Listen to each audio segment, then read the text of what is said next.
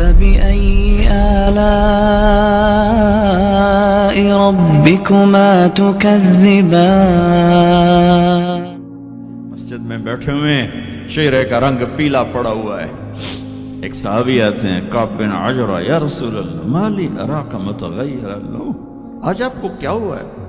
آپ کا رنگ بڑا پیلا ہے. آپ نے پیٹ پر انگلی رکھی. کعب ما دخل جوفی ما يدخل جوف ذات کبد منذ ثلاث. کعب آج 3 دن گزر چکے ہیں، میرے پیٹ میں ایک لقمہ داخل نہیں. اب باغ میں تشریف لے گئے. عبداللہ بن عمر ساتھ ہیں. کھجوریں گری پڑی، خراب کھجوریں اٹھا کے صاف کر کے مٹی جھاڑ کے صاف کر کے کھانے لگے. اور عبداللہ بن عمر سے کہنے لگے تو نہیں کھاتا؟ کیا جی مجھے بھوک نہیں.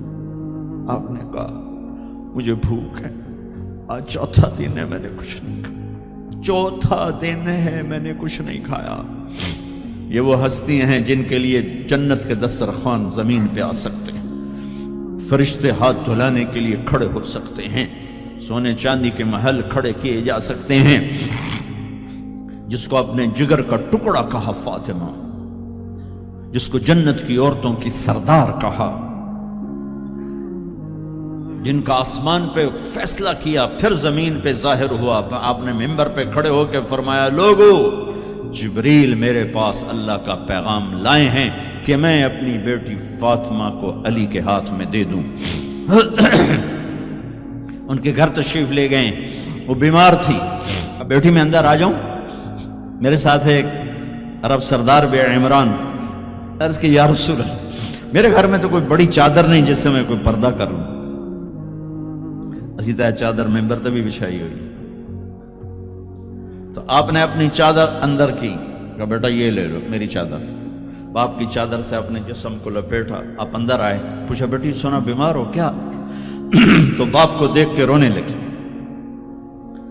کہ یا رسول اللہ بھوک تو پہلے ہی تھی، اب بیماری بھی آ گئی ہے، 2 امتحان آ گئے. طائف کے پتھر کھا کے مسکرانے والا، احد پہاڑ میں دان توڑوا کے ثابت قدم کھڑا ہونے والا، بیٹی کے آنسوں نے موم کر دی اور آپ کی آنکھوں سے بے ساختہ آنسو آئے اور آپ نے ایسے گلے لگایا اور آپ بھی رونے لگے. اور کہا بیٹی والذی بعث اباک بالحق، اس ذات کی قسم جس سے قبضے میں تیرے باپ کی جان ہے، اور اس ذات کی قسم جس نے تیرے باپ کو نبی برحق بنا کے بھیجا ہے، آج 3را دن ہے تیرے باپ نے کچھ نہیں کھا.